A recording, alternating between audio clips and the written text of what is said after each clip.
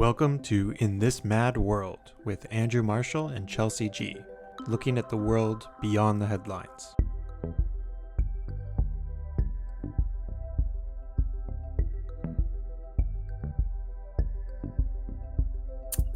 Welcome to In This Mad World.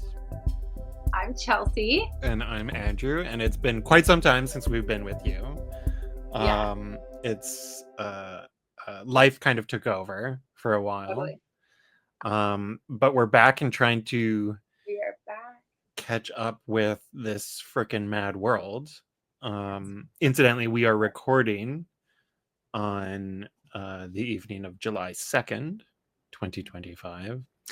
I believe the last time we were with you, it was late May, or sometime in May, and we had just done an episode looking at the planned Gaza Humanitarian Foundation, the planned aid distribution system, which I believe we suggested would not work very well. No, and it has not. Correct. So we've have a lot to try and cover. We're not going to go too in depth into anything because we're going to try and cover a lot of ground here, since we've it's everything just moves so quickly and there's just so much going on that it's so hard to keep up with. But not that many weeks ago, in fact, there was major protests going on in Los Angeles against ICE,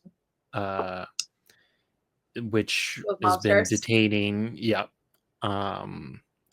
migrants and even just citizens. Like kids there on like visas that are sick. It's like, I don't know what's happening. Yeah, and then Trump deployed the National Guard and the Marines. Totally makes sense. Neither of which were necessary. All that money Doge is saving. Right. That's a really good expense. Neither of which were necessary or actually deployed in any real sense. So it was a big show of force, and I believe they're still there because I just read something the other day where there was. Can you imagine being like in that crew, like knowing that's what you're doing with your time? Like who? Like if you were one of those people that was deployed there, like I would be like, this is what I'm doing with my fucking time. This is what I did. Like this is why. They're right. Great. Yeah. Oh shit. Sorry, I completely lost my train. The boots are still on the ground. Like you were like, they're still there. I still saw. Oh, so one. There was a request to take back some of the National Guard to deal with forest fires, so they had to submit a formal request because I guess they're they actually have to go do something as opposed to standing there being a force of intimidation. But the significant part of this was really just that it was about breaking these norms and essentially laws to allow the president to call in the military against protests. And it's worth keeping in mind that the LA protests were not these were not riots. There was like some cars that were set on fire. There was some like localized vandalism and damage, but these weren't even on the scale that we saw during the Black Lives Matter movement. This was really minimal stuff. I was watching live feeds of these protests when they were going on and at their biggest level, and they were impressive. There was a lot going on. They were impressive, and there were moments where like cops, there were cops that were driven back and under overpasses and all this stuff, but there was nothing that necessitated the deployment of the National Guard or the Marines. And it's important to remember that as Los Angelinos would be quick to remind everybody that these protests were in like a very small part of the city, relatively speaking. There was like a few block radius of a portion of downtown. So it wasn't like LA was burning and, all these Republicans. Described as catastrophic. Yeah, it was made to seem like, oh, the I would city's say on January fire. 6th was still worse. For sure. For sure. I Yeah, mean, people died and they exactly, stormed right? the But Capitol. yet we're gonna like pretend like that's not a big deal. I mean, Well, and the irony was that Trump and company called the LA protests insurrectionists because that was what gave them the right to call out the military, yes, theoretically. And which was actually expression what is they power. did. Yeah. Such Um, a crazy grandma. and but then all the well, and this is all part of a larger drive by the Trump administration to round up migrants and really anybody they don't like, but obviously starting with um, undocumented migrants and then moving up because you set the precedent, right, with a targeted community, and then you add on and new targets and new It's targets. But crazy. it was the protests in LA were actually spurred on because Stephen Miller, who is kind of the resident White House Nazi, ironically uh, Jewish, but he is a deeply bigoted racist who actually grew up in LA. Oh, So a lot of his ideas probably come from his exposure, like when people go into like his childhood, his high school years and college years and stuff. It was basically him expressing racist views and getting verbally hounded on by everybody else, and yeah, there, a lot of immigrants, so it's like you can imagine that a lot of his animosity built up in these years, and he's like on some sort of revenge yeah. against whatever his wounded ego is. um but He's this is the guy psychotic. who's, I think he's our age, um and he looks like 10-15 years older because Yeah, that's what evil that's does. age. Yeah.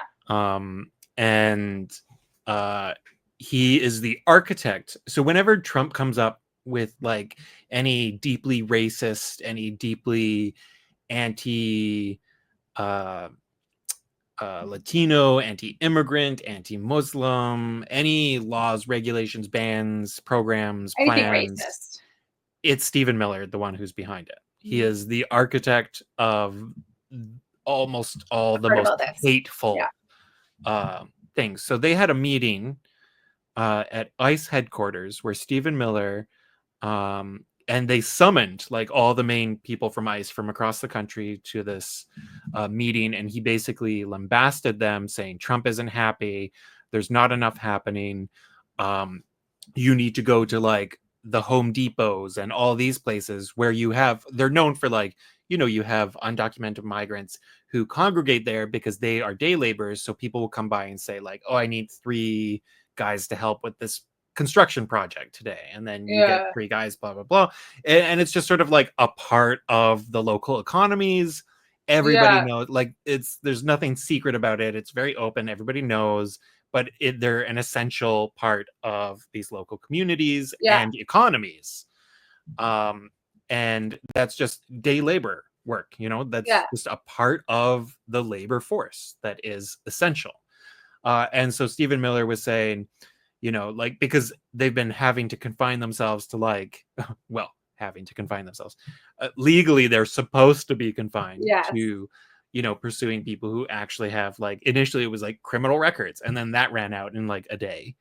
And then they're like, anybody, and just keep widening it and widening it. And so Widening the net.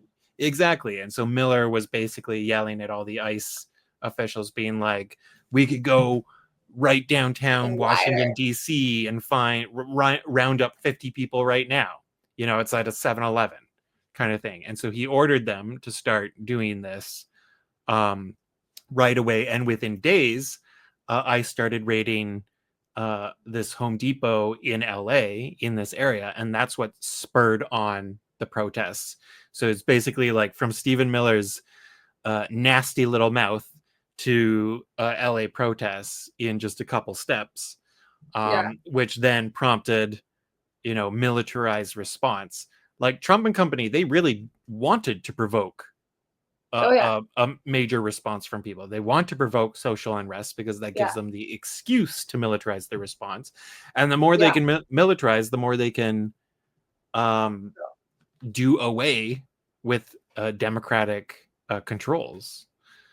So crazy to watch. And really just, getting closer and closer to declaring the Insurrection Act, which basically would it's basically martial law, so it would give Trump the power to deploy the military anywhere, suspend civil liberties. I mean, that's been the plan. Like, Trump wanted to invoke the Insurrection Act during the 2020 Black Lives Matter protests, but at that time the military said absolutely not. Right. Yes, I saw this interview. Where they were asking. There was an interview where they asked Pete Hegseth or whatever his name is, Hegseth, if he would say the same to that same order, or if he would accept it. Well, we know the answer. And then he responded back, being like, "You shouldn't read everything you read you shouldn't believe everything you read in a book." He's like, "The only book I love is the Bible," and she literally went, "For fuck's sake," because that's like not even an answer. Yeah. Because what he was responding to was, in the interview, it was comments in a book from the former defense secretary, who said that it wasn't, I don't think it was specific to the Insurrection Act, but it was that Trump asked him to just start firing on protesters. Yes, like, why don't you just start shooting them? Yeah, shoot them in the legs. Shoot them in the legs. Mr. President, he was like, absolutely not. Like, we can't do that. But he was probably like, fuck yeah, let's start a WhatsApp chat, like pour the bourbon and let's like leak this shit. Pretty much. Let's get a tattoo about it. Yeah, Signal though. Signal, not WhatsApp. Like, MDMA from the night before, like with Elon. Signal chat though, not WhatsApp. Yes, of course. You got to keep it governmental.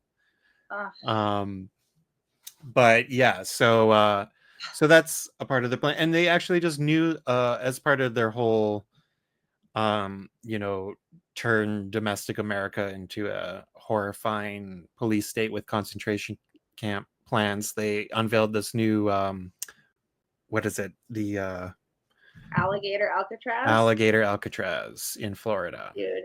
And it's like, we can't feed the homeless, but we could build that. We could build that in cities. Which is basically like the American Sukkot, which is the El Salvador prison. Yeah. And seems to be quite, the inside of it looks exactly like that. It's just cages and endless rows of beds and crazy everything, and surrounded by like a moat of alligators and pythons as protection, hence the name. So like, this is getting like truly disturbing level of stuff. But all of the protests and the deployment of the military and National Guard was all quickly swept aside from the number one news story in a matter of hours, because Iran couldn't not be the star of the show, or sorry, Israel could not be. I was just gonna say, Israel's like, over here. Yeah, our number one topic of conversation. They just could not. I mean, on the one hand, you had Israel's always adept at taking advantage of political turmoil in the United States to pursue its own objectives. But Benjamin Netanyahu decided to launch a war of aggression against Iran. So insane. Which lasted for 12 days, as we know, because Trump has declared it to be known as the 12-day war. So original. Yeah. And really, which is a direct reference to the 6-day war, which was the June 1967 war, in which Israel conquered Gaza, the West Bank, the Golan Heights, East Jerusalem, Sinai, and began the occupation that has been ongoing till today. So that was the 6-day war. Now we have the 12-day war. In this 12 days of war in which, because Israel and Iran had engaged in 2 back and forths last year, one in April of 2024 and then one in October of 2024. And these were both the main missile component was initiated by Iran in both cases. However, it was in the April attack, it was in response to Israel bombing the Iranian embassy compound in Damascus, Syria. Right? That was at a different one. Okay. This was in Damascus, Syria, when they killed numerous Iranian officials. Right. Yeah. So many assassinations. It's hard. So many assassinations. It's true. like so hard to keep up. And like Iran, isn't Iran like like they're them and the Houthis, like they're like close. So it's like the attacks on Lebanon. Like it's like Iran. Didn't they like?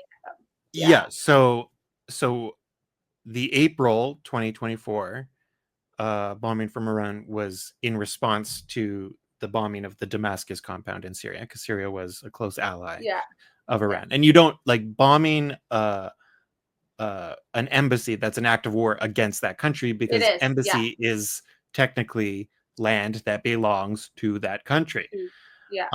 So that and citizens of that country are usually inside of that compound.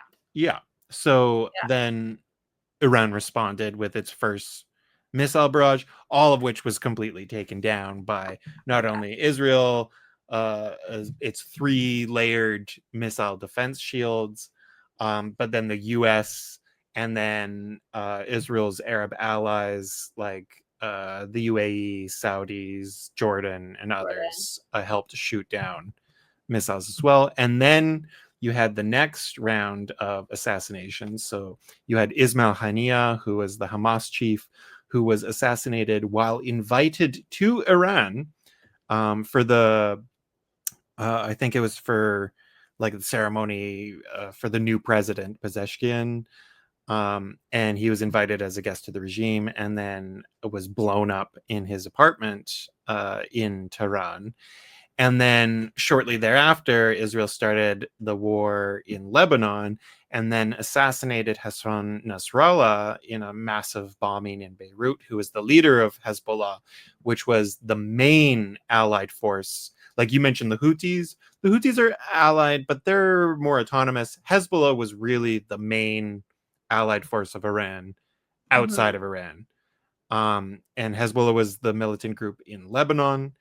And then it was like, obviously their leader was assassinated, so Iran then had to respond back to these 2 assassinations. And that's what I meant Hezbollah, and I said the Houthis, which is like in Yemen. Yeah, but also an ally. Allies, yeah. Not but I was thinking of Hezbollah because I was thinking of Lebanon. I mean, there's there's a lot. So much. Yeah. Well, that's a lot of H's. Right? It's a lot. Yeah, it's true. Hamas. Hamas, Hezbollah, Houthis. It's also fucked up. So it's there's so Iran had to respond to those 2 assassinations. And so then that was the October response. Also, again, most of which was shot down. There was like a couple missiles that hit a military base, but not too much damage. And in the April attack, didn't they give a little bit of a heads up? Well, in both cases, yes. Like everybody knew what was happening. And also Iran responded by first sending drones, which were the shortest, the slowest of projectiles. So when the drones go, you have about like at least 3, I think it's like 7 hours actually for them to travel from Iran to Israel. So they all get shot down. But when you do that, you advertise, that be ready, there's more coming, because then they would time it so that by the time the drones get there, then they fire, the next volley of missiles that would get there faster. And so it's all designed to time up so that they all arrive at the same time, so that it's supposed to overwhelm the missile defenses. But because it's so advertised so far ahead of time, virtually nothing gets through. So you would only have like a couple missiles getting through. In the April attacks, I think there was one 6-year-old Bedouin girl who was injured by an Iranian missile. And then in the October 2024 attacks, there was one person killed by the Iranian missiles, and it was a Palestinian in the West Bank who was killed by, I think it was either a fallen missile or a fallen ordnance from an interceptor that hit a missile, and then it fell in the West Bank. And not only was the one person killed a Palestinian in the West Bank, but he was a Palestinian in the West Bank from Gaza. And then so we had this war, which was like there was no pretext. It was just a plain old war of aggression. Benjamin Netanyahu, Israel just being like throwing, like, it's like, I'm just not getting my way, so I'm like gonna just we're launching a war. Throttle over here. We're launching a war. Yeah, things are not looking good for me over here, so I'm going to launch a war. Exactly. And yeah, so and still somehow try to play the victim. It's like really wild. Well, that was amazing, right? Because right before, so there were a few things that happened just in the weeks and days before Israel launched the war. One of the notable things was that Western governments were becoming very critical, rhetorically, I should say, of Israel's policies in Gaza. You had Canada, France, the UK, even Germany was doing some finger waving. And the Chancellor, Friedrich Merz, said that you can't justify the things that are happening in Gaza anymore, blah, blah, blah. And then there was a vote in Parliament, like, that nearly threatened to topple the government, because you had certain parties part of the coalition. There was basically an attempt to unseat Netanyahu, and he just squeaked by, barely clinging on to his coalition government. A non-confidence vote. That's what I meant to say. And I think that happened a day or two before the war. So it was like he was looking weak. He was, there was a lot of threats to his power. And there was increased pressure on him. Launches this war. All the governments, Canada included, Canada, UK, France, Germany, who had been like increasingly critical and making threats, were suddenly issuing statements about Israel has a right to self-defense, which was like, what the actual fuck? Like, remarkable, right? So shocking. Because like this was not like October 7th, where, Hamas breaks through the concentration camp of Gaza into Israel and attacks all these like towns surrounding. And stuff like, and then Israel responds, where it can play the victim and, say this, we're responding to this brutal attack. There was no Iranian attack. There was Israel saying we're launching a war of aggression, which incidentally, war of aggression is a legal term, comes from the Nuremberg laws following World War II, and specifically was a law designed in response to the Nazi war of aggression against Poland, which sparked World War II. And it is because wars of aggression unleash all these other massive war crimes, including, but not limited to, genocide. A war of aggression is therefore considered the ultimate international crime. So that was like the US launching a war against Iraq. Pure war of aggression, right? And then 1 million people died. And then you have Israel launching this war of aggression against Iran. And everybody was sort of just on tenterhooks, not knowing what was going to be the response. But all these Western governments immediately issued their statements saying, we support Israel's right to defend itself, as if Iran launched this war. Like, what the hell are you guys talking about? So insane. It was just absolutely bewildering and total nonsense, right? Just I'm so disappointed with Mark Carney. Like, it's just, me too. I was disappointed with how he handled it. I'm just disappointed with him in general. And like, obviously on that subject, big time. And I heard a very interesting breakdown of his comments on a Palestinian Zionist state, which was his terminology of how a two-state solution would work. Did you see that? No. Oh, yeah. Carney gave an interview where he was asked about, like, oh, how would you support what is the solution to this issue? And he said, effectively, we need a Zionist Palestinian state. But it was interesting because I heard a breakdown of those comments, and I think it was probably the smartest take I've seen on it, because he got a lot of flack for saying this, because people were like, what the, like, like, WTF, like, what does that mean? Like, that doesn't mean anything. But the point is that, because I think it actually is the way that I heard this breakdown. I'm trying to remember who I heard it from, but I think it was some other podcast, but it was the fact that Carney he's new to politics, right? Yeah. And his world was finance. His world was central banking, financial markets, the monetary system. Like, he's new to politics and geopolitics in this way, and understand. So he comes to this subject. He probably came to the subject with, a very general understanding, but now he's thrown in, like, right into the middle of it, and he gets the perspectives from everybody coming at him. And so he's, like, processing this in his sort of, like, machine brain, and so then he processes everything that he's being told and having to understand about this conflict and how it moves forward, blah, blah, blah.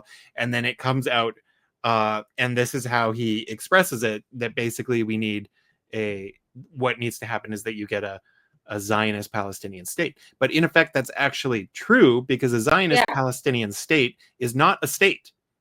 No. It's not a Palestinian state. It's a colony. It's like a little, if you have a Palestinian state that accepts its own dispossession, that accepts its own dislocation, that accepts its own subjugation to this Zionist entity called Israel, the Israeli state, then you're essentially accepting that you are a sub-state. You are a colony. You are, what did they call it in South Africa with the apartheid system? I'm blanking on that, but like little statelets, carved up little pieces. You don't have autonomy. You don't have independence. You're entirely dependent. So it's basically absorbed into the Zionist project. Yeah, like we're kind of living through it. Like, in the West Bank. Exactly. So so it was kind of like accidental honesty in that sense, that the plan that's being pushed by the West and others for so long was in fact not for an independent Palestinian state, but for a Palestinian Zionist state. Yeah, Palestinian political entity that's completely subject to Israeli power. Yeah. And so that was a bit of a diversion, but back to the Iran-Israel war. So you had, most of the footage that we have is actually from the Israeli side, when it was Iranian missiles hitting Israeli cities, including Tel Aviv, which was quite a show to see. They got didn't they hit a hospital? Yeah, and they were stopped. And the Israelis were so indignant that a hospital. They couldn't believe it. Oh my God! Like, why are your military buildings like downtown? Yes. Okay. So there's a few things. There was also this war was also like, there was so much fake and misleading footage. Oh, the propaganda was crazy from every side, though, including, like I even shared videos that later I realized, oops, that was fake. So there was a lot of stuff. Yeah, there was a lot of stuff going on around that, like the Israelis had facilitated like a military, not base, but like command center underneath the hospital. And they had footage of like all these military guys under a hospital, blah, blah, blah. That was going around in the early days of the war. Turns out to be from a completely different time, peacetime, just some sort of drill or something, not related to this war, nothing to do with it, not this year, even. But that was going around. And then, of course, like on the Israeli side, that's obviously where most of the lies and propaganda come from, typical. But the Iranians were not, they were pretty adept at using propaganda as well. Oh yeah, well, I mean, they're not, they are a regime. Yes, and what they also managed to do most effectively was block Iranians sharing footage. That was insane. The blackout that happened, like a drop in, they had like no internet for like days. Yes, exactly. They were like cut off from the world. It was really scary. Yeah, and also scary at a time when that happened. Wasn't that in like Bangladesh when that happened and like all those like university students died? There's like the uprising. Yeah, I think there probably would have been a blackout then. I can't remember they cut off the internet. And it's like, so when that happens, then nothing good's happening. No, it's not a good sign. So they shut down the internet, had a blackout, so that you weren't really getting material coming out of Iran, or at least not as much. You would see some things, but so if you just viewed the conflict through social media, you could be forgiven for thinking that Iran won. You know what I mean? Or because all you see was the footage of Iranian missiles hitting Israeli cities, hitting Tel Aviv. And yes, they did hit central Tel Aviv, where the headquarters to the IDF and the Ministry of Defense are located, embedded in the center of the city, like, surrounded by civilian infrastructure. Everything they accuse Hamas of doing.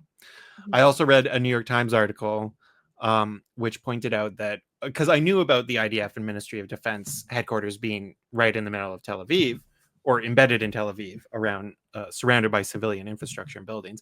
But what I didn't know that this New York Times article explained was that, in fact, most of Israel's military infrastructure is located in civilian areas, including a lot of their bases and equipment and storage facilities and everything like that. Too, yeah, so it's just like it's not just the headquarters; it's all of it, the idea that, well, don't you have other places to put that stuff? Yeah, of course they do, but they embed it in civilian areas. And the irony being that this is what Israel and its apologists say about Hamas and Gaza all the time, like, oh, it's embedded in civilian areas. I mean, if you look at Gaza, there's nowhere you can be that is not civilian. First of all.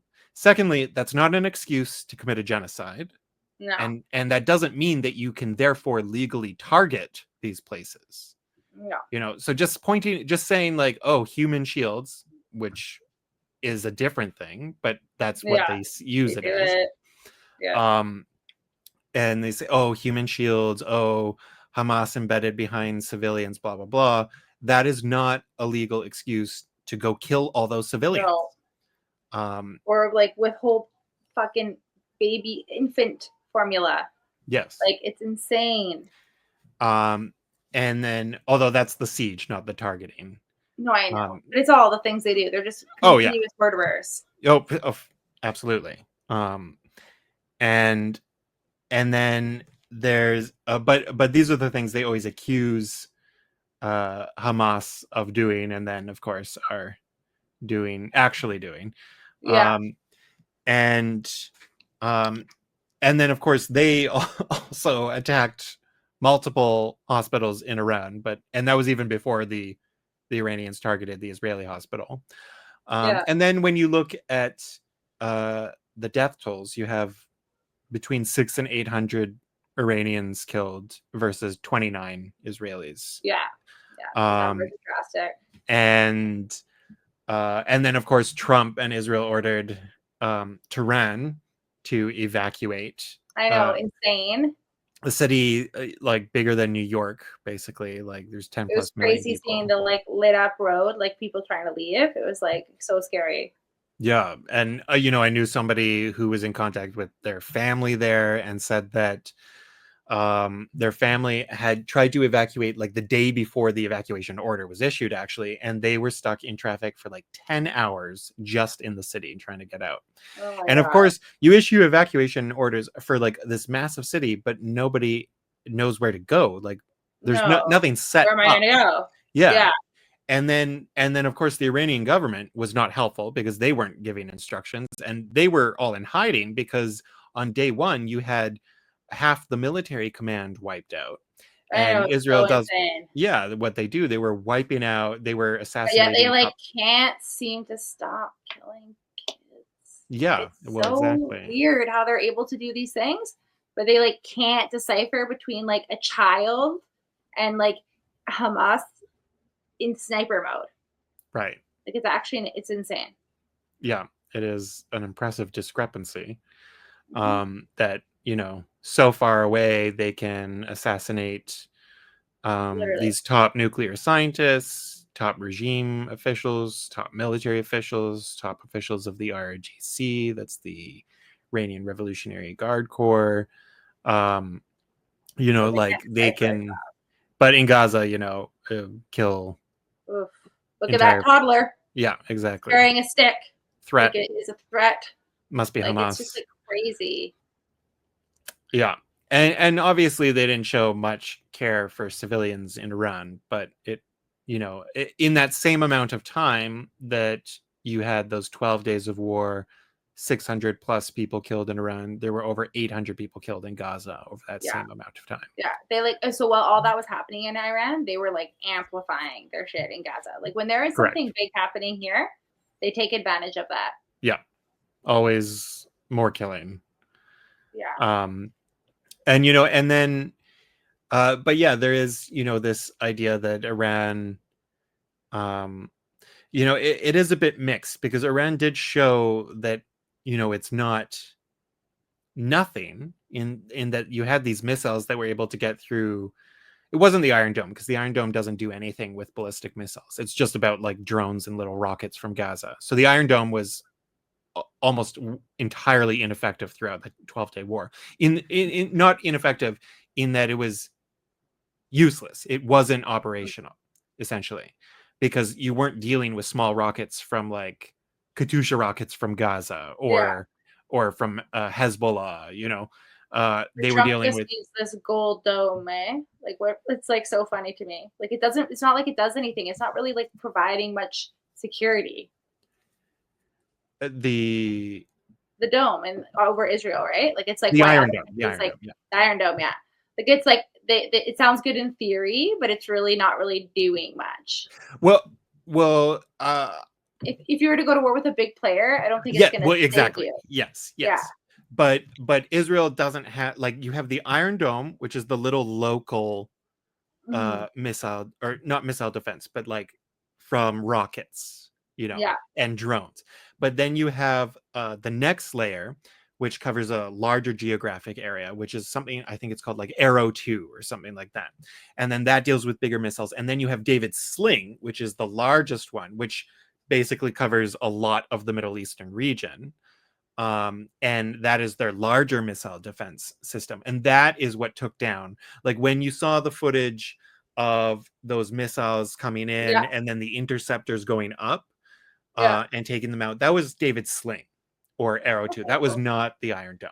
When the Not the Iron media Dome. talks about it, they mostly just say Iron Dome in Yeah. place of making These distinctions, other yeah. so they just use it as a catch-all. Yeah. The Israeli media are generally a little more discerning, but Yeah. also the military censor goes in overdrive during war moments. So it's like there's a lot of not talking about these things.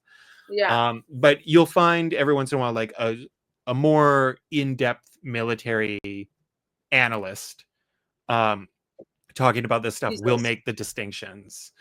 Yeah.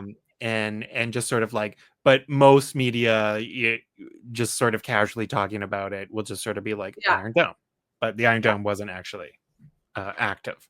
And then in addition to that, then you had two additional ballistic missile defense systems put in place by the Americans, so the Patriot system and then the THAAD.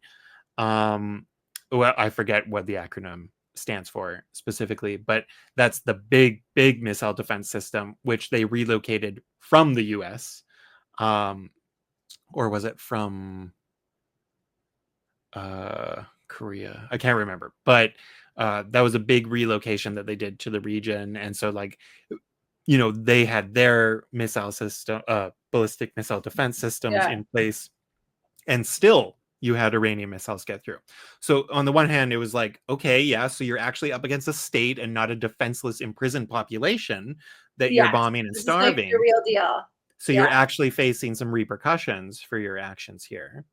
And there were, you know, like Israeli like residential buildings and, you know, city buildings that were hit and destroyed. There was also a lot of AI doctored images going around, which would take one building and then basically replicate it and be like, Tel Aviv is destroyed. And that was being spread around by Iran and, you know, a lot of people on social media, etc.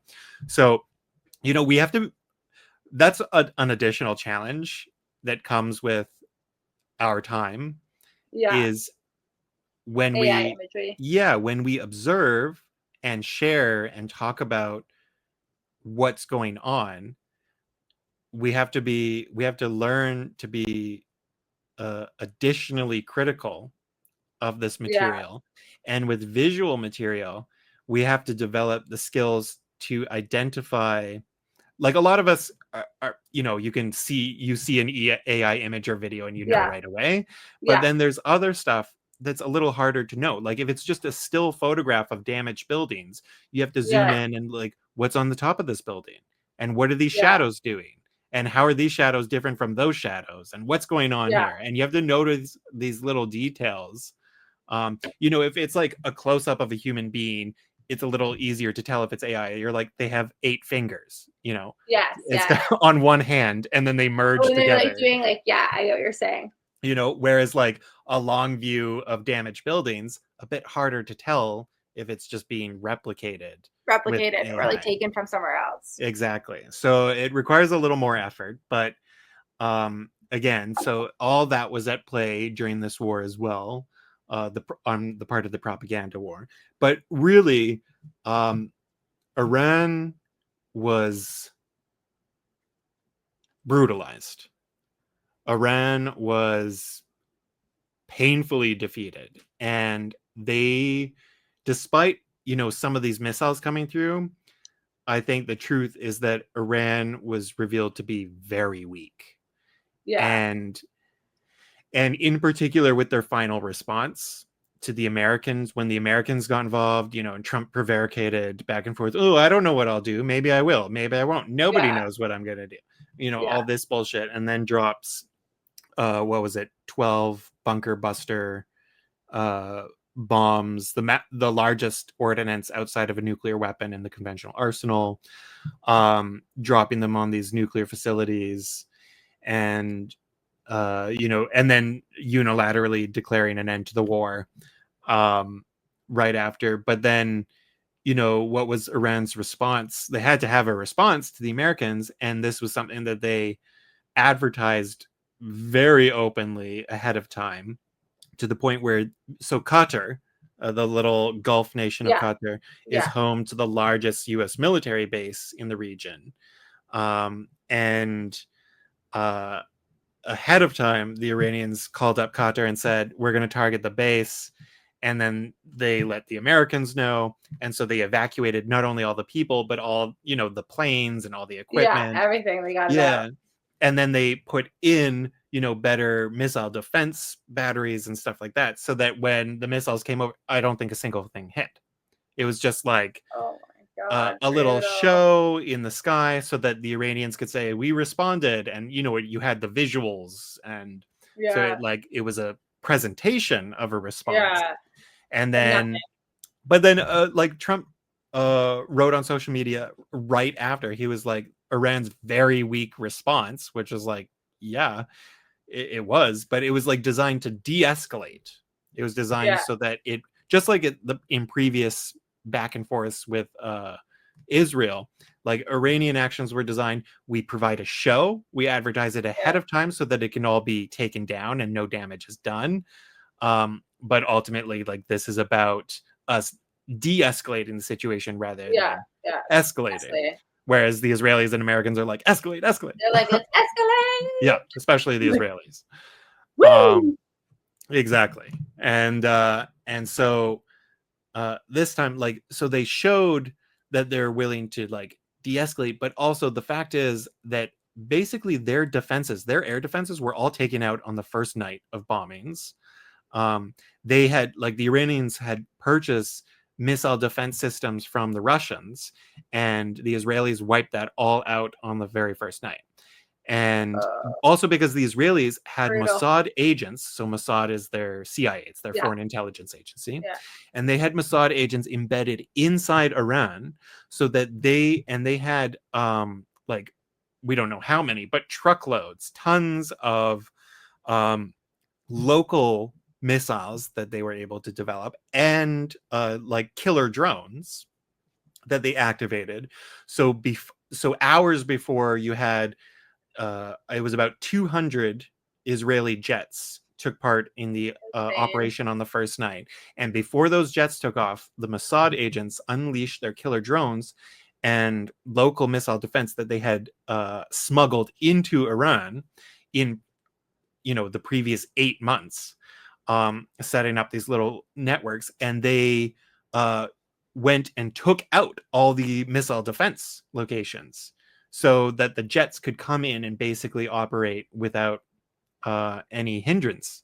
And they also booby-trapped and set up car bombs. This is Mossad. When it was reported, it was not reported with that terminology, but it was saying like automobiles fixed with explosive devices and blah, blah, blah. And it was like, you're describing a car bomb. This is what you're describing. You're not using those two words. But you're describing a car bomb. That's what you were. Yeah, a vehicle with explosives, with ordnance, is then put into a location and exploded, often next to either in targeted assassinations, like outside the home of some official, or they would also track down the trucks that move missiles, like for mobile. So that it can't be like, one missile spot that can be easily targeted. They have trucks moving stuff around. And so you would have these car bombs next to these, and then they would explode. So, massive Mossad operation, again, reminiscent of the operation in Lebanon, where it started with the pager attacks that were orchestrated by Mossad. And then you had this, huge bombing campaign that followed, that killed so many people. But the real, like, everybody was so nervous, like the threat of escalation with the Iran war was that not so much what Iran would do to Israel, because that was always very limited, because its missiles only had so much capacity to reach Israel, especially with all these missile defense programs in the Americans. What was really the threat was what Iran would do to its neighbors. And that's because Iran had threatened this over, especially, like, this is part of the doctrine. Everybody knows this. And the Iranians even specifically reached out to its Arab neighbors over the past year, warning them, if you get directly involved in an attack on Iran, we're going to directly target you in response. So for countries like Saudi Arabia, the UAE, United Arab Emirates, Bahrain, Qatar, Kuwait, and even for the US bases in Iraq, in Syria, in Jordan, all these places, very close US allies, host to US bases. So you have not only the Al Udeid base in Qatar, which is the largest single base, and home to CENTCOM, that's Central Command. That's the Pentagon's command for the region. So where the Pentagon basically manages operations for the whole region. That's where they ran the Iraq War and the Afghan War, for example. But then in Bahrain, you have the US Fifth Fleet is hosted in Bahrain. You have major bases in the United Arab Emirates. You have several bases. Do you think Iran will go after these bases? Well, this was the thing. Like, this was the whole threat, right? You have several bases in Kuwait, which house, like, I think close to 15,000 US military personnel. So you had basically over 40,000 US military personnel deployed in the region, all of which were closer to Iran than Israel. Yeah. Right. So the threat was that if the Saudis, if these other countries, because 10 years ago, it was the Saudis and these Arabs telling the Americans, bomb Iran, cut the head off the snake. And now they've had a rapprochement with Iran in the past few years. And because the Saudis and everybody else, all these other Arab despots, are more focused on economic development, and they want to, move away from oil and redevelop their economies and become these booming places for sports and tech and blah, blah, blah. Yeah. Which is really the Saudi strategy to the extreme. But they don't want war and instability. Yeah. They want stability. And so stability. When Iran is like, hey, if you unhinged. Yeah, but the Iranians have told them, they made it clear, like, if you get involved in an attack on us, then we're going to target you. And then how's that going to do for your stability, right? And so Iran, there was also the big threat was closing down the Strait of Hormuz in the Persian Gulf, which I think it's like a quarter of the world's oil and gas travels through that passageway, and Iran could just close it and then target oil tankers in that area. Like, this was what everybody was worried about. If the Americans got involved, in the October 2024 Israeli attack on Iran, the Americans, it was Joe Biden then, the British, the French, the Germans, everybody, the G7 actually issued a statement warning the Israelis, don't target nuclear sites. Don't target. They had a whole list of places not to target because the threat was the Iranian response might escalate. It might target Western military assets. If the Iranians target the Saudis, if the Iranians target the Emiratis, and if the Iranians specifically target U.S. military bases and military infrastructure in the region, then the Americans respond. Then these countries respond, and then you have an all-out fucking war, and it becomes nightmare scenario. The region is decimated, kind of thing, right? So that was the big fear. And so when after all this happened, and the Iranians responded with this little fireworks show above Qatar, it was pretty clear that they are incredibly weak and weakened. And because they couldn't even really put on a big show of a response to establish any sort of deterrence again, I don't think there's really much deterrence against Iran at this point anymore, because the Israelis have decimated them. The Americans dropped big bombs on them. And so the Iranians are like, everything's fine. Yeah, the Iranians pretended that they, gave a big slap to Israel. And it's like, they showed that Israel wasn't invincible, but they were decimated and had most of their leadership wiped out.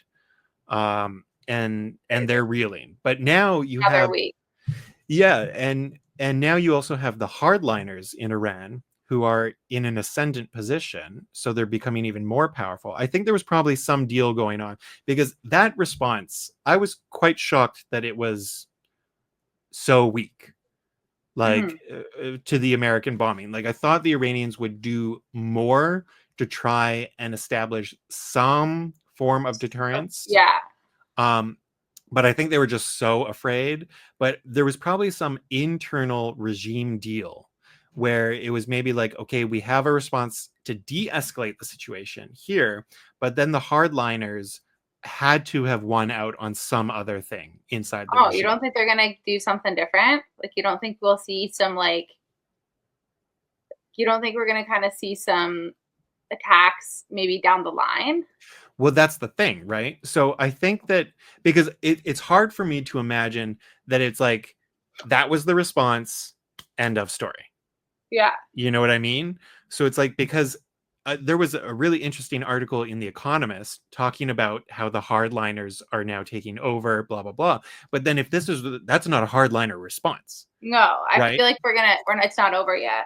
Yeah. So so there could be like a few possibilities going on here. One is that the hardliners won out on an internal debate that maybe now Iran actually produces a bomb.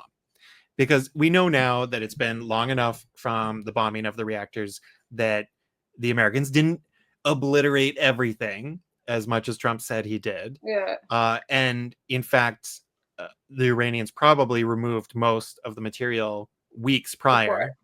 Because why wouldn't they? Like, honestly, like everybody knew what the targets were for weeks. Yeah, exactly. So why wouldn't you remove this stuff? And so the idea was that basically you would so one possibility would be that perhaps they allowed for this, small response, and then the hardliners won the debate on, well, now we're making a bomb because that's the only deterrent that we possibly could have in the future, because and just to explain this point for our listeners. So there have been a few countries that have given up nuclear weapons programs or nuclear weapons. And it's worth noting which countries these are and what's and where they're at today. I mean, Ukraine is one. They didn't have their own program, but they were part of the Soviet Union, which had nuclear weapons. And because Ukraine was at the front line of the Soviet Union near the West, you had tons of nuclear weapons deployed in Ukraine aimed at the West. So when the Soviet Union ended and when Ukraine split off and formed its own country, and then, you had Russia and all the others, there was this whole discussion about, well, who owns the nukes? Because they're in our country, they're not in your country. But so then there was this agreement, okay, Ukraine gives up the nukes, Russia controls all the nukes. And in return, Ukraine gets this security guarantee from the West that we will protect their independence. How'd that work out? Yeah. And then another country that gave up nuclear weapons was Libya. In 2003, they gave up its nuclear weapons program. Not weapons, they didn't have weapons, but they gave up their nuclear program because when the Iraq War launched in 2003 against weapons of mass destruction, Libya was like, I don't want to be on that list. So they gave up their program. Well, in 2011, the US and the West saw their opportunity to get rid of Gaddafi and Libya anyway. And because there was no deterrent, they did. And as Hillary Clinton said, we came, we saw, he died. Gaddafi was brutally murdered following the NATO intervention there. And the country was pushed into civil war for like 15 years. And now it's basically run by different warlords. So that's what happens. And then another country where, Israel actually in 1981 bombed Iraq's nuclear facilities and set those back. And then in 2007, Israel bombed Syria's nuclear facilities to set that back. And so all these countries, you look at Ukraine, Iraq, Syria, Libya, like what? None of them are in a good spot. Right. And so these were, and I'm not advocating for nuclear proliferation. I think the more nukes and the more nuclear armed countries, the worse and less safe the world is. Especially when you see nuclear armed countries going to war, like India and Pakistan just a few months ago, or like Israel, the only nuclear armed country in the Middle East, waging these wars of aggression against its neighbors, all very concerning. But it's just pointing out how incentives and I just blanked. What was the word? Deterrence works in relation to nuclear weapons. And so the whole concept is what's called mutually assured destruction. This was the main Cold War belief between the US and Soviet Union, was that if you have nuclear weapons, you won't use them. If another country gets nuclear weapons, you're not going to attack them. It's everybody's insurance policy, right? Yes. Okay. So it's like the idea that now it's like these people are so unhinged. Like, I think they might use them. Well, yeah. Now we're getting to a whole new dangerous place, and the fact is that the more countries that have them, the more likely they are to be used. But then you look at North Korea, which did not give up its nuclear program and then has since developed nuclear weapons.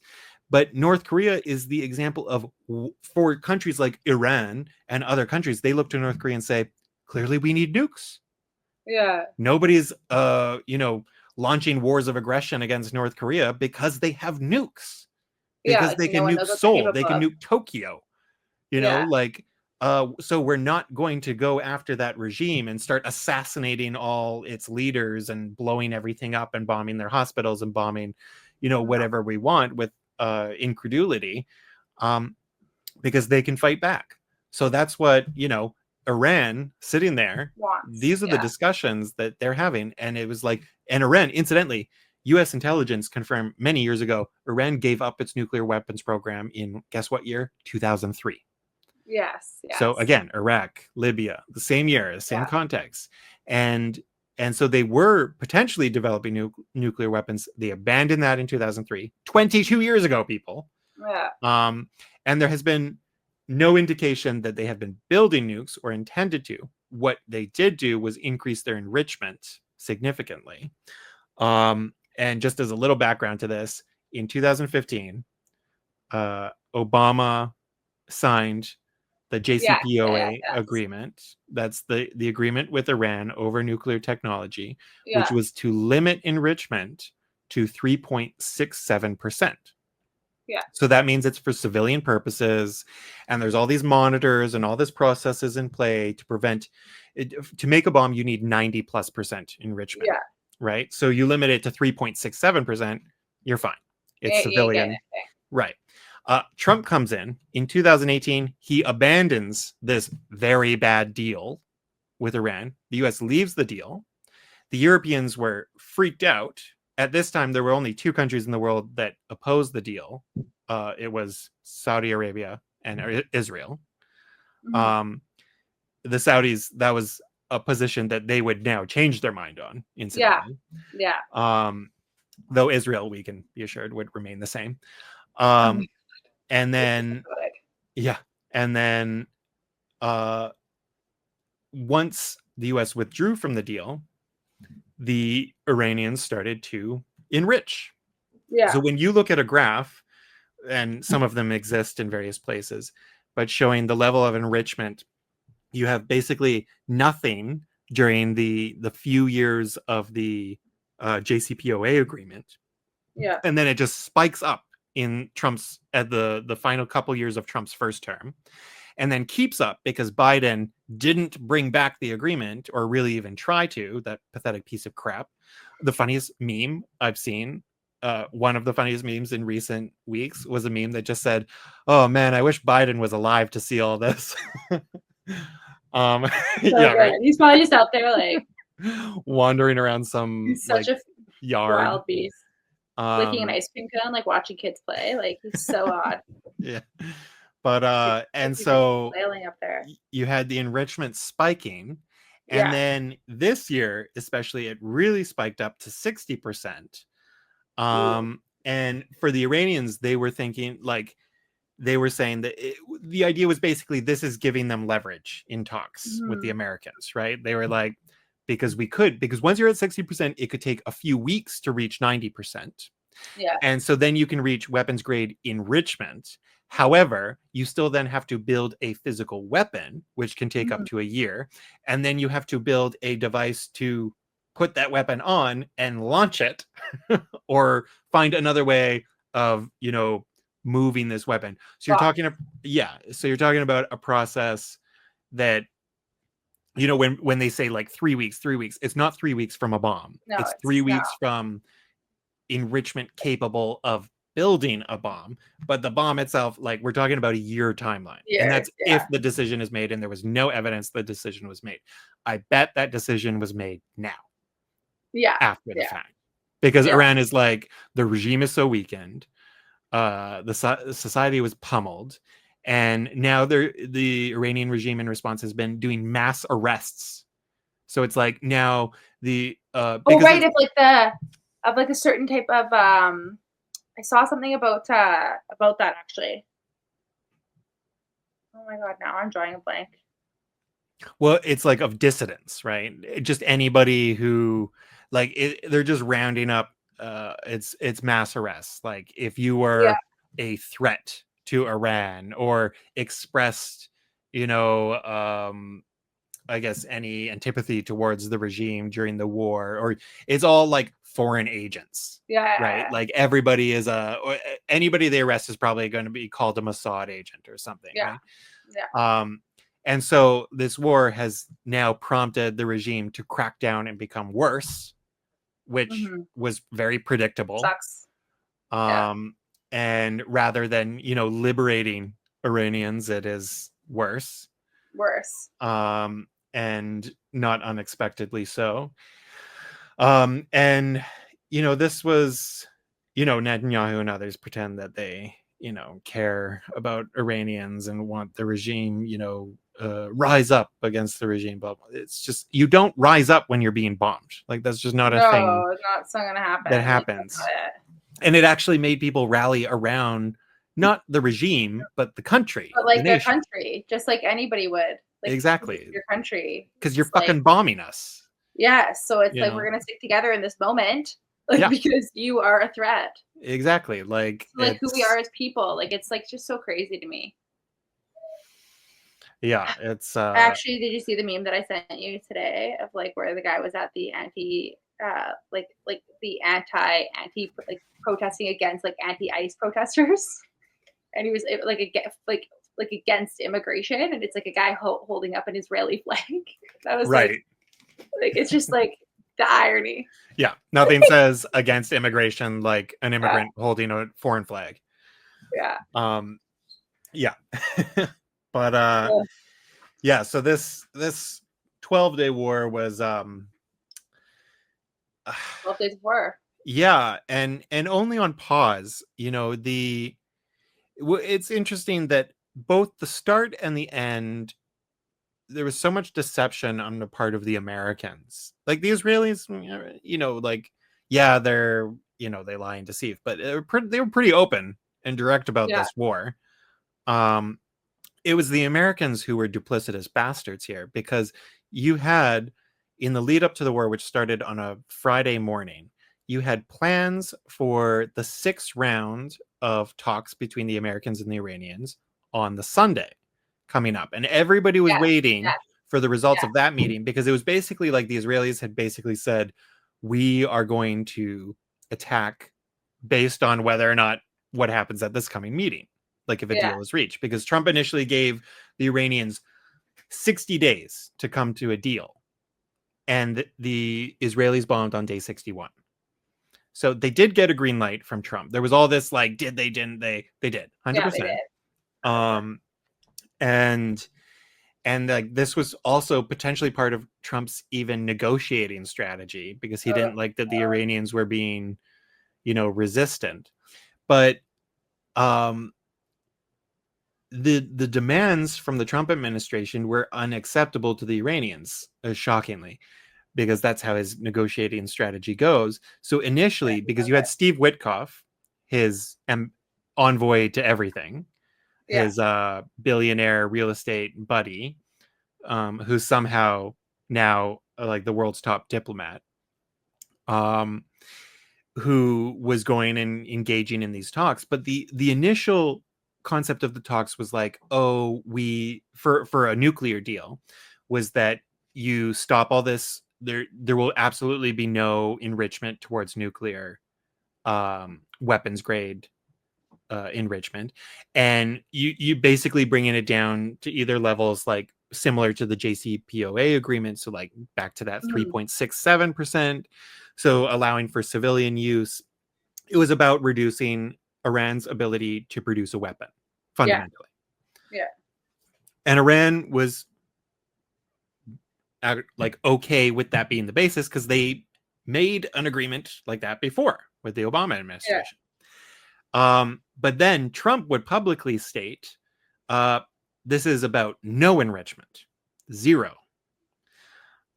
which is a red line for the Iranians, because first of all, Iran is a signatory to the Nuclear Non-Proliferation Treaty, the NPT, which is the treaty that governs the use of nuclear technology, and that countries which are signatories to it are legally allowed to enrich for civilian purposes, but it regulates the development for military grade enrichment.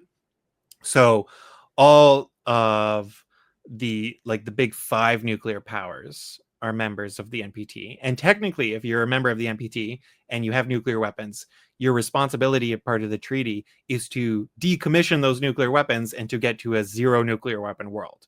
That is an actual part of the NPT, which every nuclear power who's a member is in violation of always. Yeah, always. And then on the other hand, you have countries that are not signatories to the NPT, who are just operating outside of international law. And nuclear armed countries specifically, 4 nuclear armed countries that are not members of the NPT. Can you guess which 4 countries? That aren't members? That have nuclear weapons. That aren't members. That are not members of the NPT. North Korea. Correct. Russia. Nope. That's a member. Really? Yep. China? Nope. Then I actually can't. So North Korea. Yeah. Pakistan.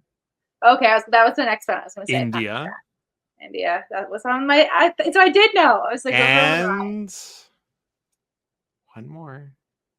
Israel. Oh. That's kind of surprising. Why? Well, I guess that's not really like. I'm just like, it's just interesting how they make these decisions. The most unhinged people seem to be able to have all the ability in the world to do whatever they want. Yeah. Yeah. Yeah. It's getting so hot in here. I have to like take my sweater off. I'm like sweating right now. Tell me about it. Yeah. So you have Israel, which is not a signatory to the NPT, which means that unlike Iran, there are no inspectors going to Israel to inspect its nuclear plants, its nuclear facilities, or its nuclear weapons arsenal, which it does not even officially acknowledge. Oh my gosh. But has had since the late 1960s. And insists on bombing someone else about something that they don't even have. Correct. And which they do have inspectors. So just the levels of hypocrisy are just never ending here, right? So crazy. Classic Israel. And like I remember being in a class a year ago where there was an Israeli student in the class and we were talking about the perceived threat of Iran. And you know, one of the things he brought up was like, oh, you know, Iran's nuclear threat. And I brought up like, there's only one country in the region actually threatening other countries with nukes. And he was like, which country? And I was like, the only one with nukes. Like, what do you mean? Israel. Your country. Yeah. And then he was like, who are they threatened? And I was like, well, there was the minister who suggested that they drop a nuke on Gaza. And even the professor was like, yeah. The professor was like, they did threaten to do that. Yeah. And he was like, he just kind of like brushed it off like, oh, you know, that's just a minister, you know, who's not important. And it's like, right. Just a minister in the government threatening to drop a nuke on a imprisoned population. Like, that's fine. Whereas you can imagine that if anybody in Iran said anything similar to that, it would be like front page news forever. In fact, that's you always hear this refrain that almost is always repeated without any acknowledgement of source or any checking up on this, which is that Iran has threatened to wipe Israel off the map. Iran has threatened to destroy Israel. Iran has threatened to wipe out Israel, to kill all Israelis, to destroy Israel. Like you hear the variations of this, right? Often, So this goes back, first of all, to the first Ayatollah, Khomeini, who I think died in the mid 80s. Like he was the original leader of the revolution and had this quote, which was basically that one day Zionism will be wiped out. Which and they're like holding on to that. But I mean, that statement is not like that's a statement about an ideology. One day Zionism will be gone. And it's like I happen to agree with that personally. I don't think that ideology is long for this world. And happen to agree that that's a good thing that it would be gone.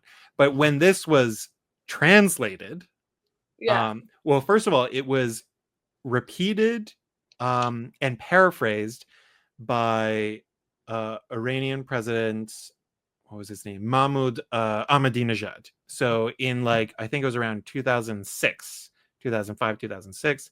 So back when Iran was part of the U.S. designated axis of evil, and when it was looking like Iran might be next on the target list after, Iraq and these other countries, Afghanistan, etc. And back then, he had paraphrased what the Ayatollah had previously said decades earlier. And it was taken as, again, one day Zionism will be wiped off into the Mediterranean, whatever.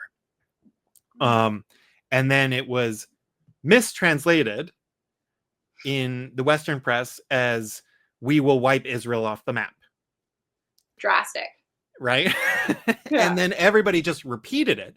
I think I saw one article in The Guardian, probably from like 2007, breaking down this mistranslation, and was like, and basically how the media had failed to do their jobs and that it just repeated it. I think I saw one, maybe two articles that critically examined this, but it didn't stop it from 20 years later. It's still the same fucking repetition, without any attribution to a source. So like when you hear people saying, oh, they threaten, it's like, okay, get me the quote, get me the piece of information. I want to see the evidence where, because I mean, just like, absolutely, you'll hear bluster and propaganda from Iranian leaders like, oh, we'll show them our might and blah, blah, blah. All these threats, we'll... Big, like, belly kind of threats, but it's nothing like where they're like serious threats. And then it's just a fireworks show for Qatar,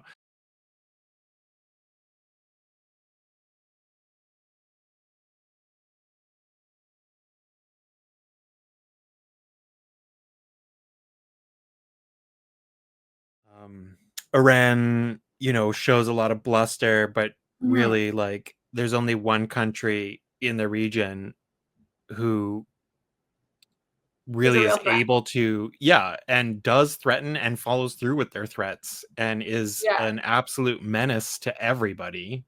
And you have some of those Arab regimes who were quietly cheering the Israeli bombings in Iran, but who were also very worried that now we have this country that is just totally unhinged, doing anything and everything it wants. The hubris is so strong with this one. They've bombed the fuck out of Lebanon. They bombed the fuck out of Syria. They've decimated and destroyed Gaza. They're devastating the West Bank. They've bombed Yemen countless times. And now they've bombed the fuck out of Iran.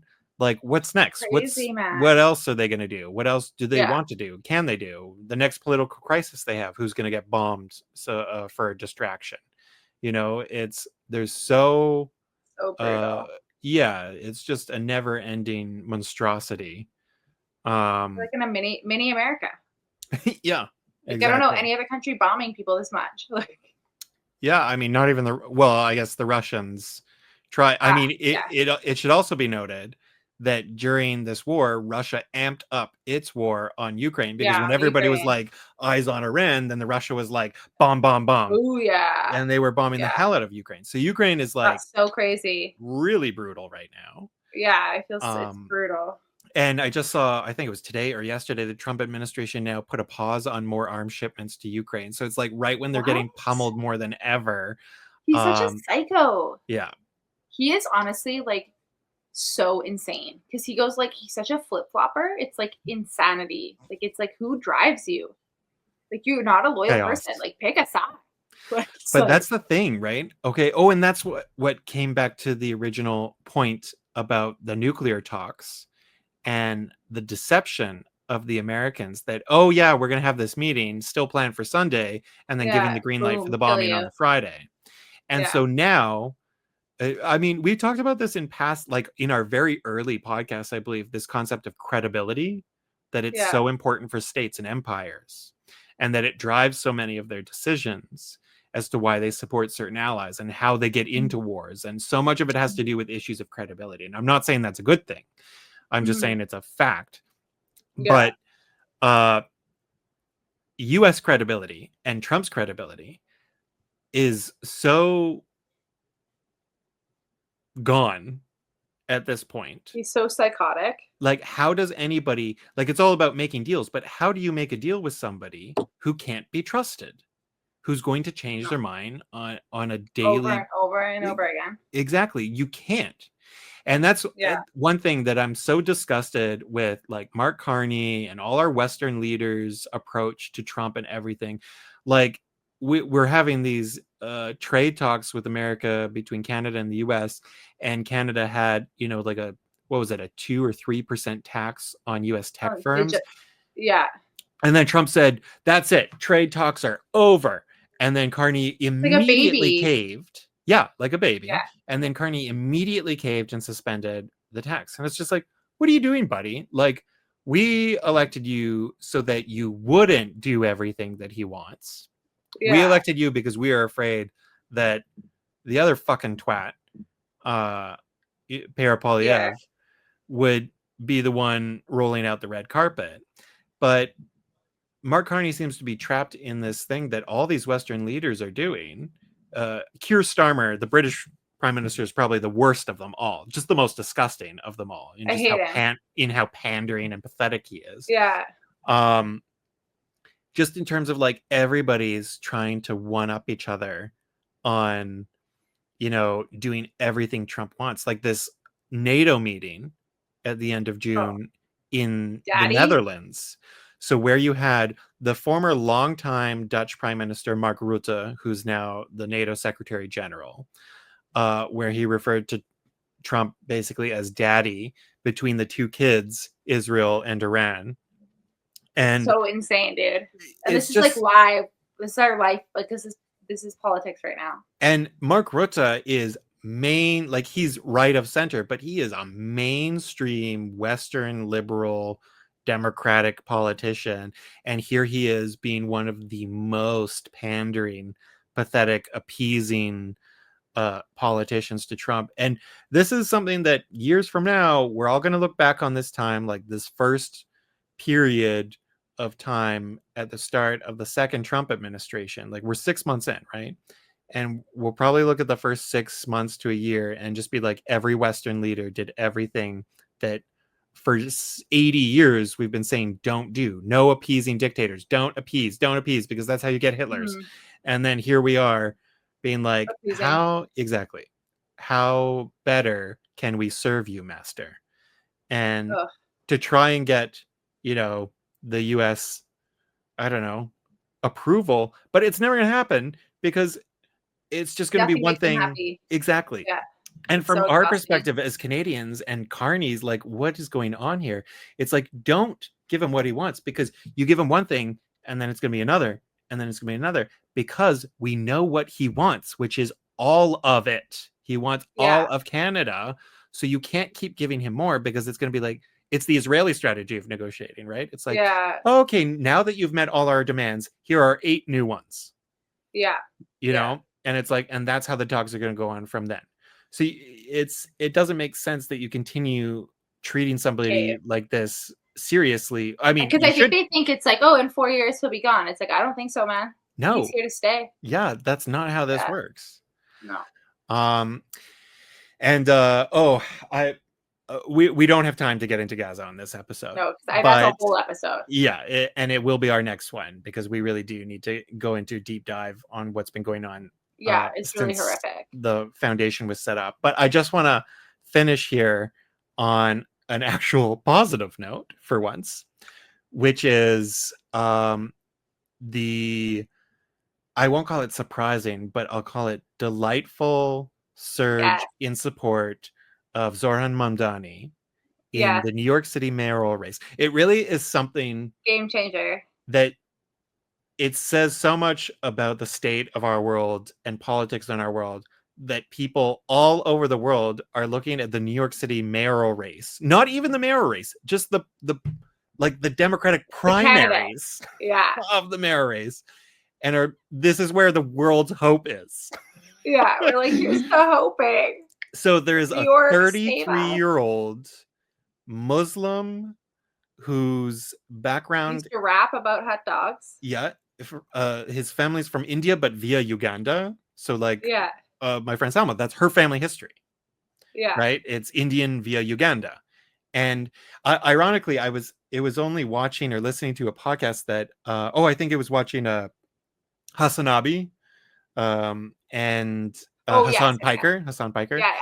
and where he actually mentioned that Zorhan Mamdani's father is Mahmoud Mamdani, who is like a historian that I've read for like decades. And I was like, I didn't even put it together. Like, I remember, really? yeah, because I remember, like, I was like, Indian Muslim from Uganda and same last name. And I was just like, oh, it must be a common last name among Indians from Uganda. And I didn't even bother to Google it. But then it was just like, Hassan Packer was like, oh, yeah, that's his dad. And it's just like, oh, I have several of his books. Like, you can't study so cool. like you can't study colonial African history without coming across Mamdani's Citizen and Subject, which is a famous book. And so I was like, this makes so much sense why his son is so good. And so his son, 33-year-old New Yorker, so smart, so articulate, so good, and so positive. Like his messaging, so calm. His messaging is positivity. Yeah. And we need that right now. And his platforms, like, these are not crazy things. They're not even radical things. It's like free buses, city-run grocery stores. There was like some good stuff for like taxi drivers in there, like rent freezes, taxing billionaires, working for the middleman, like, and just like, and very like common practical stuff. So obviously the entire Democratic Party establishment went against him, and all these billionaires went behind the rapist Cuomo. Oh my god, dude! His response to Cuomo when he was like, "You're right, I'm not like you." I will edit that into this podcast so that our listeners can hear that whole segment, because it was so good, perfection, chef's kiss.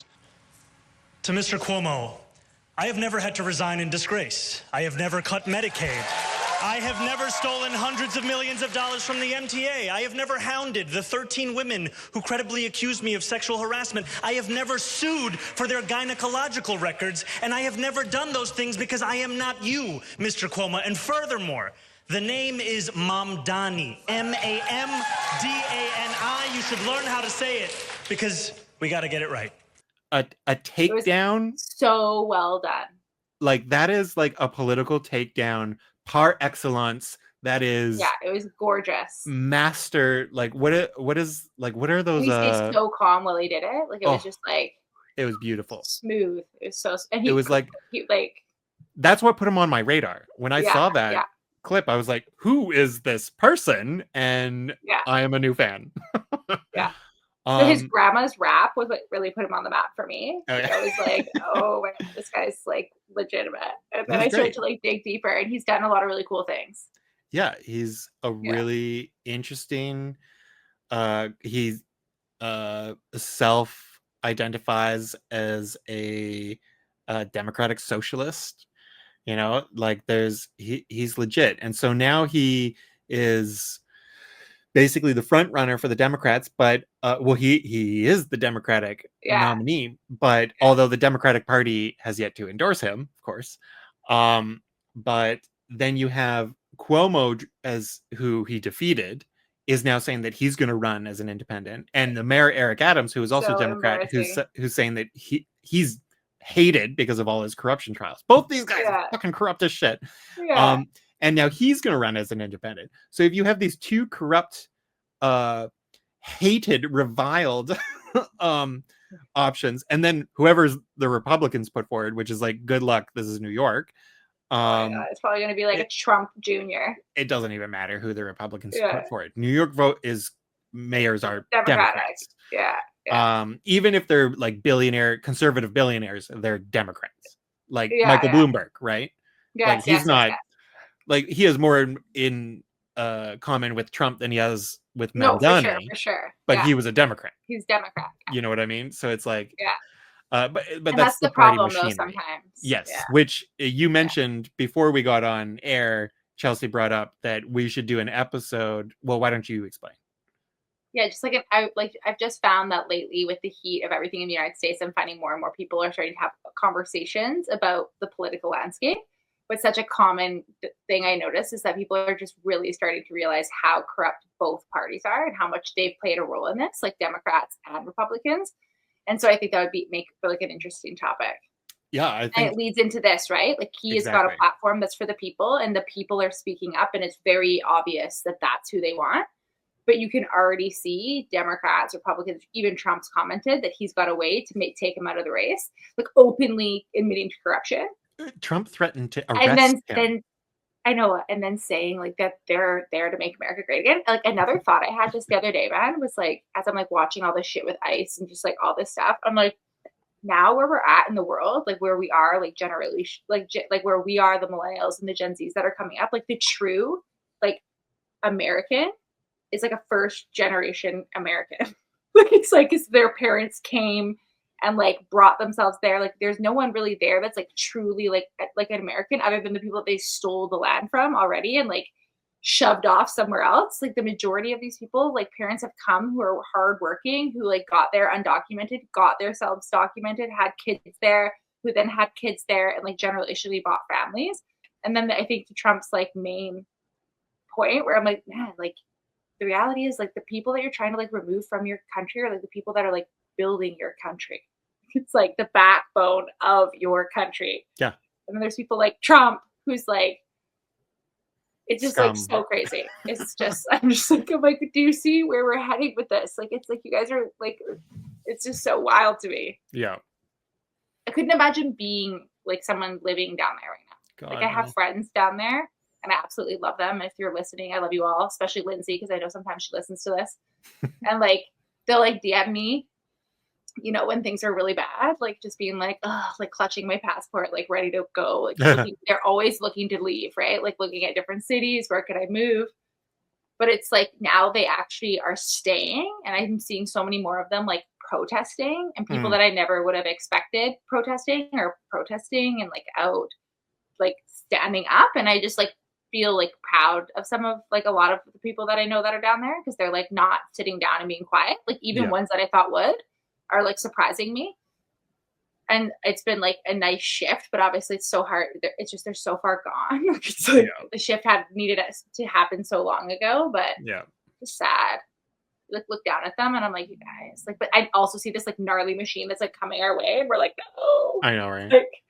Like I don't know if you've seen Shark Whisperer, but it's like, watch it if you haven't. I will, but I'm also like, I love sharks so much. And I have a big, like a major interest in shark, but I've been following like this YouTube shark scientist guy who has this channel called like Shark Bites. And I think it's BYTES. And it's good. Okay. He did a few segments criticizing Ocean Ramsey, who's the woman behind the Shark Whisperer. He's probably in the documentary. Oh, really? Yeah. He's like a British guy, I think. Yeah, there's like a few scientists, like shark scientists, who like are brought in and are like super against what she does. Yeah. So it's like, okay, he's probably one of them then. He's probably I'll watch it. It's actually like really good because it's like there's like literally as I was watching it, I was like, has she not seen Grizzly Man?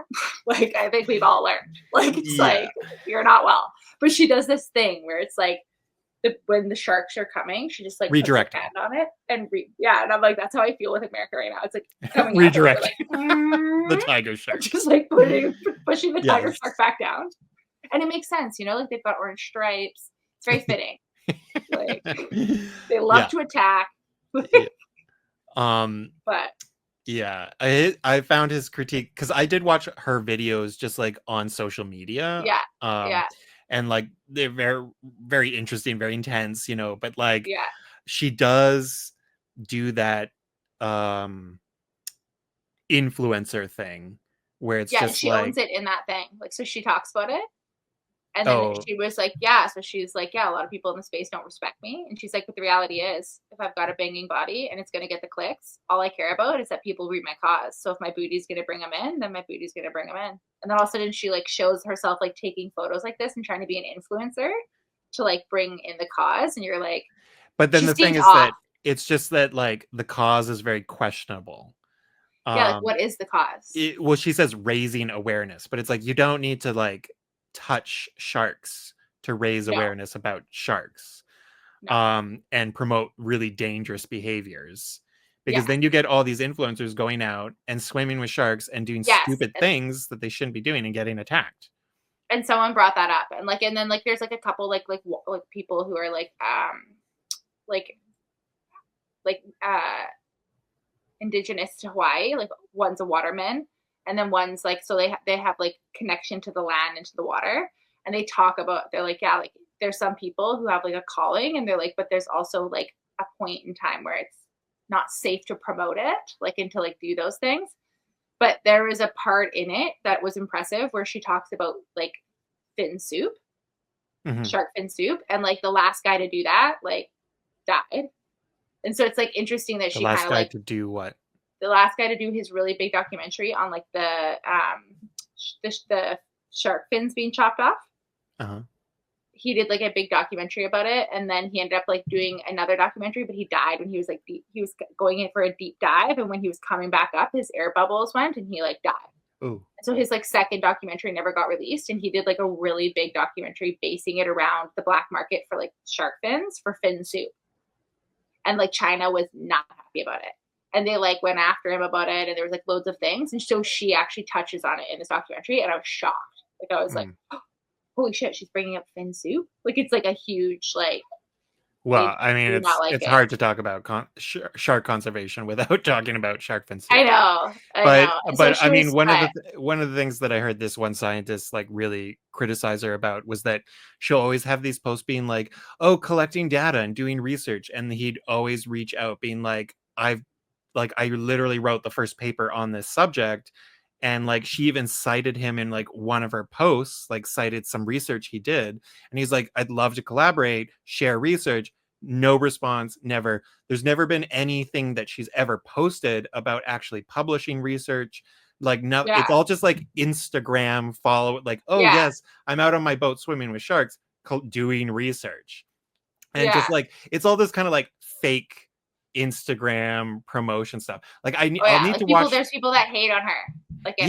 And I always found her stuff like quite impressive before, but when I like looked at the critiques, I was like, or listened to the critiques, I was like, oh. And it's actually the person behind her that's really cool. Actually, is her partner, who captures her and films her. He's the photographer, and there's this like one shark in it that he's got like a bond with, and like she has a broken jaw, and it's actually like really beautiful. Because you're like, oh my god, like you can tell that they just have this like bond because he broke his back, so he like understands the pain that she's like consistently in, and you're just like, oh my god, like to find her name is like Daisy. I was like, a non-problematic shark swimmer is there's this older woman. She's Australian. There's actually a documentary that was on Disney Plus. I'm trying to remember the name. But Chris Hemsworth is like the host of it, or has a little part in it. But this woman, I can't remember her name. But she was like the original like shark wrangler for Jaws for the movie. So when they used real sharks, because they did in some parts, she was like the person. Who organized that.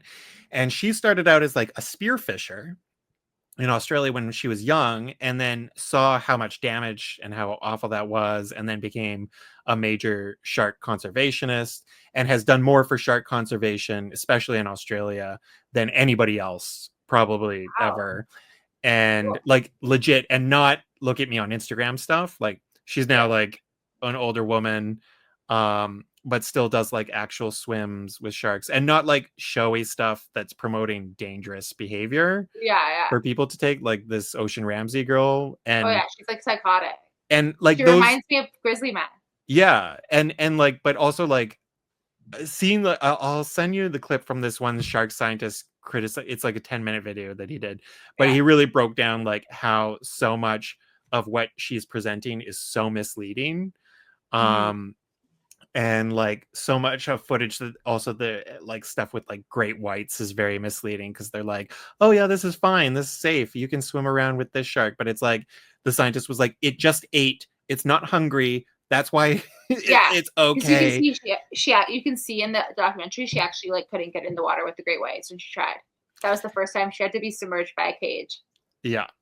And it's like, I was like, you're insane. Like, it's just like crazy. You should watch it though, because that's exactly what it is. Will. Like her talking, and then they like bring in like people who are like specialized in it. Then they bring in this like crazy ass like other scientist woman who was like the first woman to go to the bottom of the sea and like be in a little sub, and she's like obsessed with her. And it's like crazy. You got to watch it. Let me just I'm just gonna look up this. I'm googling Shark Woman Australia. See if that Valerie Taylor. Yeah, I think that's her. Yep, Valerie Taylor. Okay, Valerie Taylor documentary.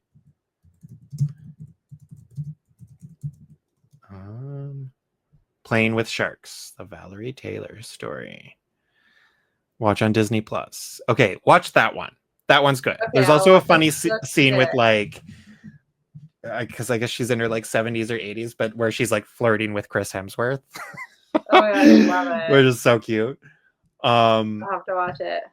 That one's really good. And that one's very much like, that's someone where I would genuinely believe her when she says like, whatever it takes to like promote shark conservation, like the photos, the model, like, because she's done it all too. She was really like young, attractive Aussie, you know, swimmer and like promoting all. So she like, I'm not, you know, crapping on people who use like their looks to promote a bigger cause, like do whatever it takes.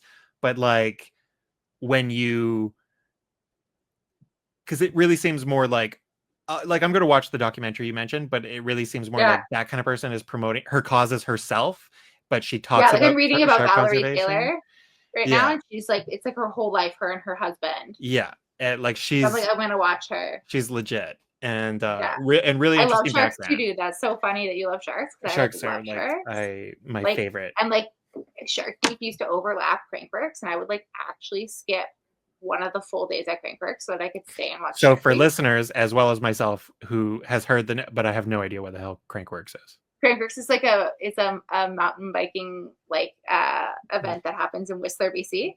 And so like Shark Week would sometimes like overlap with it. And I would like stay back to watch Shark Week. Like if my hotel sounds would be like much better to me. Yeah. Back then, those bikers. So we veered well off our subject here. But I feel like that was like a nice little end. We knew that we shared a commonality of sharks. Oh, there you go. That would be fun to go to like a museum one day. I'd love to do actual swimming with sharks one day. I did that once, like in Hawaii in a cage. In a cage? Yeah, it was like an open cage. Like you just kind of like sat at the top, and the top was open. You never like went down in the water. What kind of shark? Never Galapagos sharks. Okay. And it was nothing like, it was very like lackluster. Like it was like you're not really with them. Yeah. I feel like I've heard that the best place to do those things is like in Australia and stuff. But I don't know if I would do it again. But you can do it in Hawaii. And I've heard you can like do dives like here, and you can sometimes see sharks, like on the coastline of BC. Mud sharks. So, but yeah, love sharks. They predate dinosaurs by about 60 million years. You know what's so funny is I can't go under the water. Like it's like I can swim all day. I like love being in the water. But I was like talking about this with my mom so I did that, and that was like cool. And you have your like snorkel, and you like put your little head under the water, and you can like see everything, right? But I'm still like like up, like I'm not under submerged. And I had to, when I was in the Bahamas, I went to go like snorkeling in a coral reef, and I literally couldn't go. Like I like freaked out the minute I could start hearing the slight breathing through the tube. Like I was like so I was like, I'll never be someone who can actually like dive like with a tank and like go and see something super cool. Like I think it's so neat, and I watch people do it, and I like love it, but I would be freaking out. Like I wouldn't. Well, I mean, if it's any consolation, you are much safer under the water than on the surface. For sure. It's the breathing thing. It's like like I just start freaking out. Like the fact that I'm not. There is a lack there is a lack of breathable air under the water. And it's just like, whoa. That is true. No. And it was just like so funny because it is interesting different times of my life. Like, because when I was in Hawaii, I was like visiting Emma Friesen. And I was like visiting. Do you remember Emma from high school? Yeah. And so and then she had to like go away for like a school, like she was a diver. So they ended up having to like, go away on competition. So I ended up like being in Hawaii by myself with like her roommates. So I would just like walk down to the beach and like do touristy things because I was like there alone, like drunk on the beach. Like at one point I like fell asleep on a surfboard in the water and got like a 3rd-degree burn. Oh my God. So it was like, I was just like way more like loose, I guess you could say, when I made this decision to like go in the water. But when I would actually like snorkeling coral reef, I was like dead sober, like totally aware of the decision I was making and how I like wasn't in control. Couldn't do it. So like the secret sauce is like a slight buzz, I think, for me to like and then go on a deep dive. But so I just don't think it's safe, you know? Yeah. So the combination, I'll just be the one on the boat, like being like, you got it. Yeah. Just listening to the sonar. Yeah, I'm like, ooh, that boat. And what was that quick? You know, like when you're watching the video that just came out? Do you know what I'm doing? Like, have you seen the video that released of like the submerged submarine, and then the like woman's like listening to it? And yes. She's like, yes. It's like the moment she did heard not her get husband. the segue, but yes, they got there. Dark days that was. But I guess we'll end it on that somber note. Yeah. Rest in peace, my fellow submariners. I mean, for they are in the bottom of our seas. Yeah. They're in the Canadian coast now, so they've become one with us. Oh, is that so? May they rest in peace. Well, so sharks. That's where we're ending our episode today on an unplanned meander. That's the best, though. On sharks. We should do more shark things. Yeah. I like honestly love sharks. I know, they're the best. They're great. They haven't evolved in like 240 million years. I know, it's crazy. They're dinosaurs. They, like I said, they predate dinosaurs by 60 million years, and they haven't evolved in that time because they're perfect machines. Yeah, like they're fucking so smart. It's wild how adept they are. Yeah, they're so cool. But we can talk sharks more later. Yeah. but for now, we'll allow our listeners to leave who came in for political conversation, and then we had to talk about ocean influencers and sharks. Hey, it's all loops in at some point. You know what I mean? It's true. I could definitely find a loop in for sharks and politics. If anyone could, we could. Yeah. All right, guys, like, share. Yes. Episode 21, everybody. Oh and God, we're gonna be a little more consistent, get things going, and I'm gonna try and come out with some new stuff for you as well soon. We'll see. Kind of try and play around with some new ideas here. We have a few projects in mind. So thank you very much for listening. As Chelsea said, like, share, post, comment under our episodes on whatever platform you listen to them, or email if there's me something you would love for us to talk about. Exactly. If you have questions that you want us to take on, subjects that you want us to address, you can email me at andrew@empireandeconomics.com. Check out empireandeconomics.com. This is In This Mad World. Please follow, like, share, promote, talk about, help us any way you can. Thank you guys so much. Bye. Bye. In This Mad World is a podcast from empireandeconomics.com, hosted by Andrew Marshall, that's me, and Chelsea G. Music by Francesco Caruso. Please subscribe, like, and share. Visit empireandeconomics.com. Thank you for listening.